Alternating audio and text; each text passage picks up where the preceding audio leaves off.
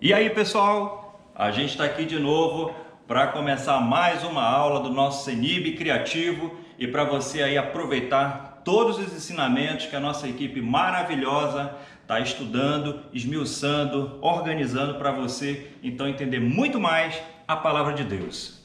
Para começar a nossa próxima aula de hoje, nós vamos aqui, olha, colar no nosso mural, porque hoje a gente vai falar sobre perseguidos pela causa da justiça.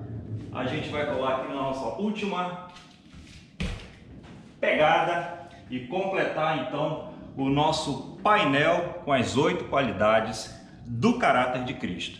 Então vamos lá para a nossa aula final. Vamos falar um pouquinho sobre o livro de Mateus, que é o nosso livro base, né? No qual a gente está dando a nossa matéria muito bacana sobre as 8 qualidades do caráter de Cristo. Então, abra aí sua Bíblia, imagino que você já deve ter corrido e pegado a sua Bíblia aí para a gente começar a nossa aula de hoje. Eu já estou com a minha Bíblia aqui aberta, inclusive no capítulo 5 que você vai aí procurar agora, capítulo 5, ali no verso 10. Vamos ler junto aqui o que está escrito que a palavra do Senhor tem nos dito. Olha só, bem-aventurados, né? Felizes, quando ele quer dizer bem-aventurado, felizes, bem-aventurados os perseguidos por causa da justiça, pois dele é o reino dos céus. Vamos falar então um pouco sobre a primeira chave desse verso, primeira chave para você anotar aí nas suas anotações sobre esse verso. Primeira chave, perseguidos. O que significa perseguidos, né? Perseguir significa então no nosso linguajar aqui na nossa igreja o ativo, aquele que é ativo na propagação do evangelho. Então, ser perseguido é aquela pessoa que precisa evangelizar, ele necessita evangelizar, falar a palavra de Deus e por conta disso ele acaba sendo perseguido por falar a verdade, perseguido por ter uma atitude cristã que é revelada através da palavra de Deus. Perseguido. E por quem uma pessoa pode então ser perseguida?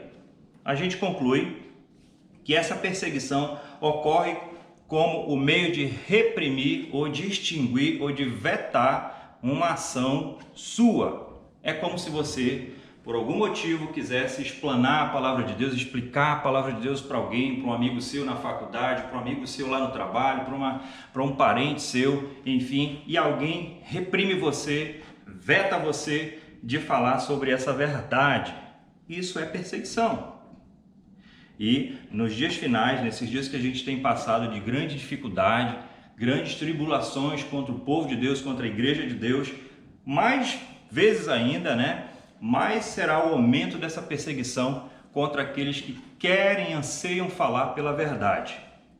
Então a gente sabe que na história várias perseguições foram incursivas contra o povo de Deus, principalmente no contexto de Jesus. E se nós formos um pouquinho mais para trás, ali na vida de Moisés, de Josué, você via grande perseguição contra as atitudes que estão reveladas na palavra de Deus para que o homem faça o que é correto. Então Jesus já nos advertia isso, que nós seríamos perseguidos por conta de falarmos a verdade, vivermos essa verdade, né? Nos esforçarmos dia após dia para que essa verdade viesse a ser vista nas nossas atitudes, naquilo que nós chamamos como testemunho. Então, a segunda chave aí para você anotar, segunda chave, anota aí, a causa. E o que é uma causa? Qual foi a causa, por exemplo, ali, vamos lá pensar na história bem rapidinho, a causa dos hippies. Você conhece a causa dos hippies? Eles queriam ali, né, paz e amor, paz e amor. Essa era a causa deles. Uma outra causa bastante conhecida por nós por conta da história, a causa dos nazistas. Exatamente. Os nazistas tinham ali uma ideia, uma causa que eles lutavam e faziam guerras e matavam e até morriam por essa causa. Você conhece bem a questão do Holocausto, que triste que foi naquela época. Ainda hoje existem pessoas que são amantes dessa ideologia diabólica, algo ruim. Então, essas pessoas lutavam por essa causa. A gente conclui então aqui no nosso estudo, no nosso bate-papo de hoje, que causa é o alvo ou objetivo do grupo que é perseguido. Trazendo para o nosso contexto, qual é a sua causa? A minha causa é a causa de Cristo. Se Jesus disser, ame o seu próximo, essa é minha causa. Se ele disser, perdoe o seu próximo, essa é minha causa. Se Jesus disser, viva de uma forma correta, como eu vivi, esta é a minha causa. Deve ser essa a nossa causa, de sermos imitadores de Deus, como diz a palavra do Senhor. E a terceira chave, então, terceira chave desse versículo é a palavra justiça. Justiça é a palavra, essa palavra ela tem dois sentidos, dois significados que são interligados. Primeiro significado, justiça significa viver corretamente, de forma honesta. Será que você tem vivido de forma correta e honesta? Pensa no dia de hoje. Você viveu correto? Será que você viveu de forma honesta nas suas atitudes, nos seus pensamentos?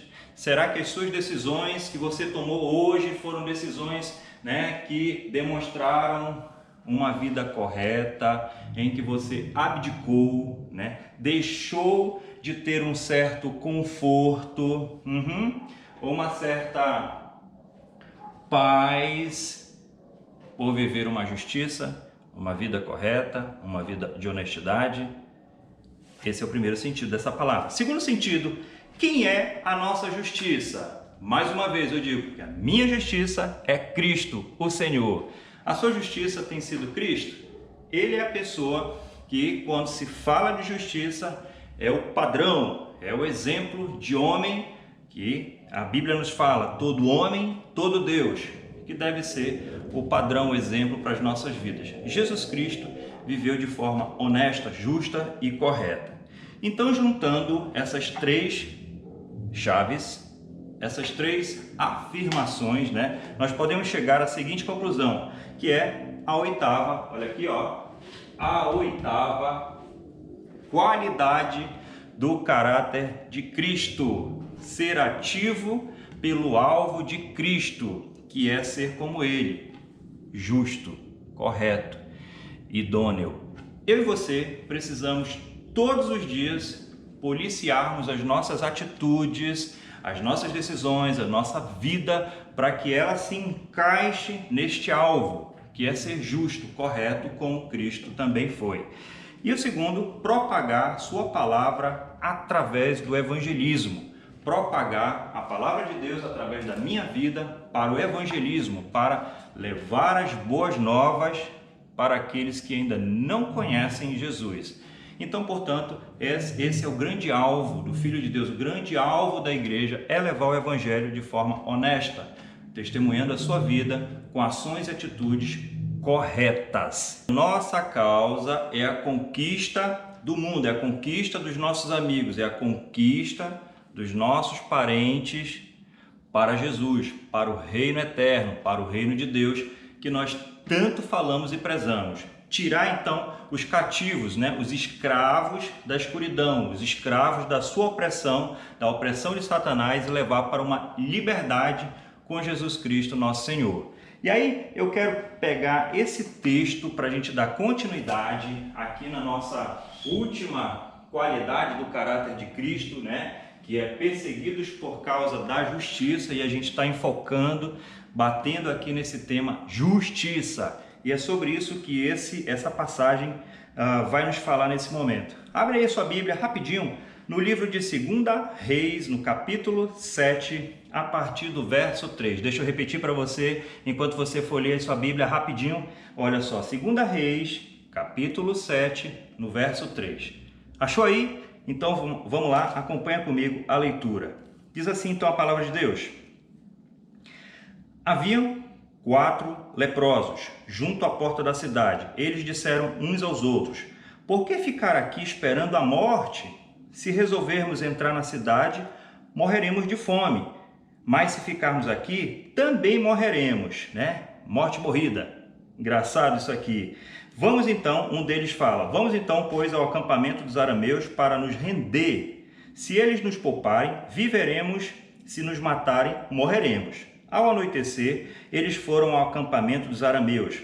Quando chegaram às imediações do acampamento, viram que não havia ninguém ali, pois o Senhor tinha feito os arameus ouvirem o ruído de um grande exército com cavalos e carros de guerra, de modo que disseram uns aos outros: ouçam, o rei de Israel contratou os reis dos hititas e dos egípcios para nos atacar. Então, para salvar a sua vida, fugiram, saíram fora no anoitecer, abandonando tudo, as tendas, os cavalos, os jumentos, deixando toda a riqueza para trás, né? E o acampamento ficou entregue, como se ninguém tivesse lá vigiando. E é aqui que eu queria chegar para tirar o nosso princípio de justiça, né, da oitava qualidade do caráter de Cristo. No verso 8 diz assim: tendo chegado às imediações do acampamento, os leprosos entraram numa tenda, comeram e beberam, pegaram prata, pegaram ouro e pegaram as roupas e saíram para esconder tudo que eles haviam pego. Depois voltaram e entraram novamente noutra tenda, pegaram tudo que havia naquela tenda, né, o que quiseram, e esconderam tudo aquilo também. E aí no verso 9, Deus nos traz ali um princípio para as nossas vidas, para aprendermos a ser justos. Olha só como o Espírito Santo de Deus fala. Ele não sussurra, ele fala audivelmente, ele fala claramente conosco. Então, no verso 9, então disseram uns aos outros: não estamos agindo certo, nós não viemos aqui para fazer o que nós estamos fazendo. Este é um dia de boas novas, esse é um dia de evangelismo, esse é um dia para honrar e glorificar Deus com nossas vidas, com nossas atitudes. E não podemos então ficar calados, roubando. É isso que a palavra de Deus está nos dando aqui, nos falando. Então aqui nós temos as lições de Samaria, que está ali no 2 Reis, capítulo 6, 24 e capítulo 7, de 3 a 9. E o primeiro princípio aí, bem rápido para você anotar, tá? Deus escolhe homens imperfeitos para falar do seu amor. Olha só quem Deus escolheu para falar do amor dele: 4 leprosos. E a gente vai pegar isso como uma analogia muito rápida. Talvez você não seja leproso, talvez você não esteja com Covid, né? Com essa doença tempestiva aí, mas talvez você seja um leproso, por estar doente no seu coração, doente na sua mente e nas suas atitudes. Essa é uma analogia.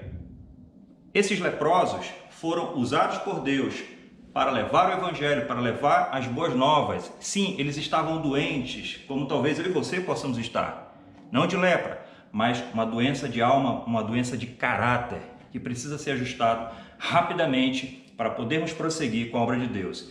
Eles não esperaram ser santos, estarem curados para levar as boas novas.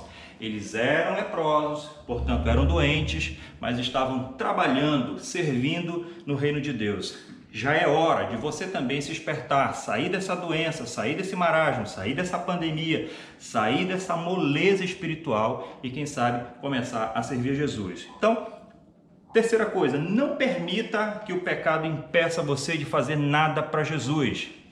Hoje, eu e você, talvez pecamos, mas isso não pode nos tirar o direito, isso não pode nos tirar as forças, a motivação de continuarmos a nossa vida com Cristo. Sim, você, nós precisamos nos ajustar, pedir perdão de Deus, nos arrependermos, como Jesus Cristo falou para aquela mulher: vai, não peque mais, e dar continuidade na nossa vida com Deus, no nosso serviço ao reino de Deus. Segunda coisa que essa palavra nos mostra aqui bem rapidamente: as dificuldades não podem nos impedir de evangelizar. Dificuldade nenhuma nesta vida pode nos impedir de levar as boas novas para as pessoas famintas e sedentas. Lá no livro de João, capítulo 16, verso 33, Jesus nos ensina que nós vamos passar por grandes tribulações e aflições. Continue seguindo, ele diz: eu venci o mundo.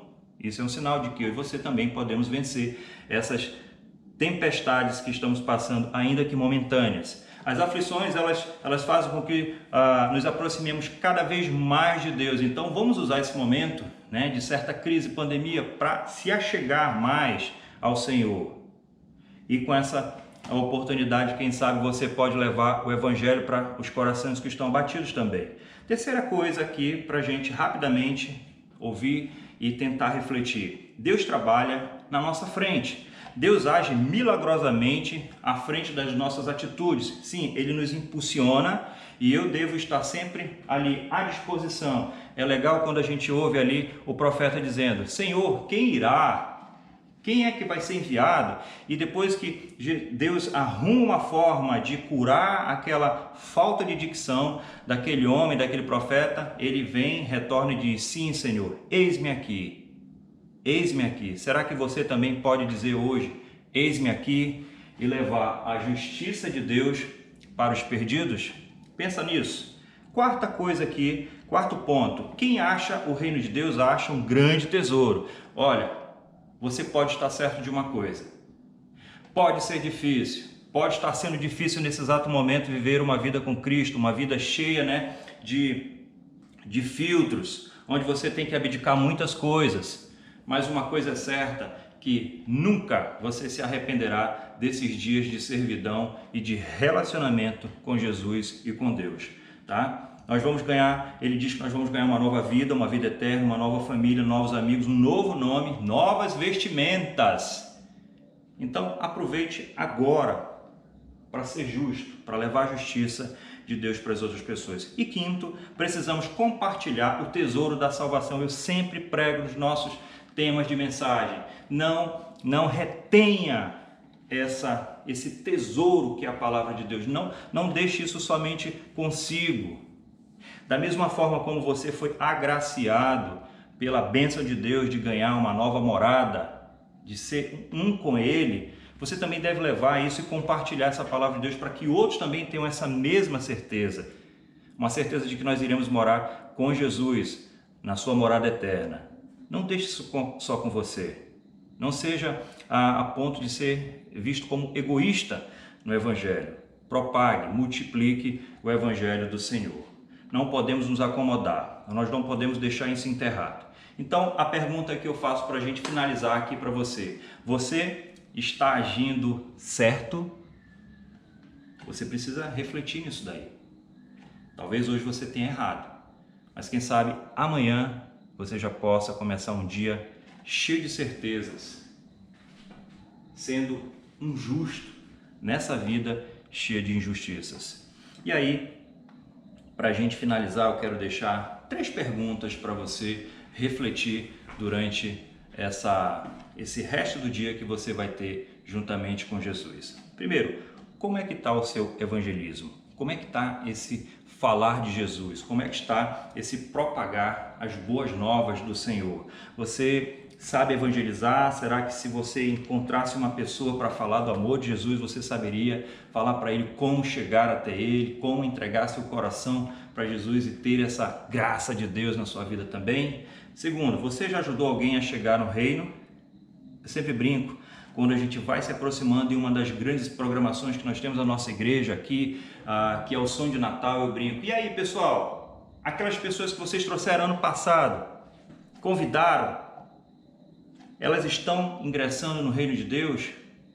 Está chegando o final do ano, quantas pessoas vocês trouxeram para o reino de Deus? Algumas ficam ali meio que envergonhadas, outras ficam cheias de alegria, porque trouxeram muitas pessoas para conhecer Jesus.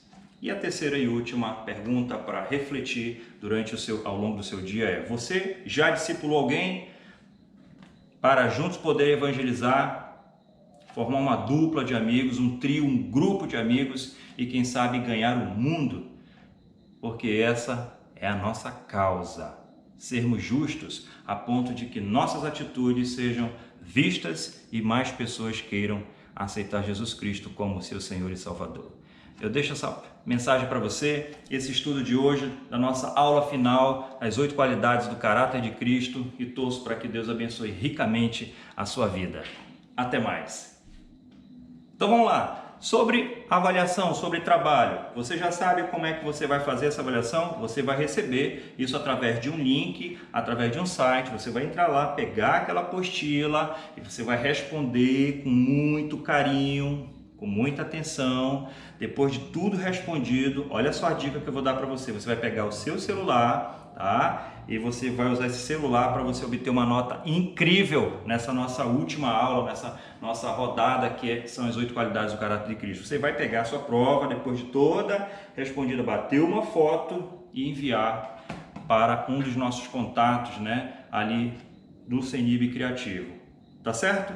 Simples assim. A gente está num outro momento, temos que aprender realmente essa parte de tecnologia e isso vai ser bom para a nossa vida também com Cristo Jesus. Um abração e até a próxima. Tchau, tchau!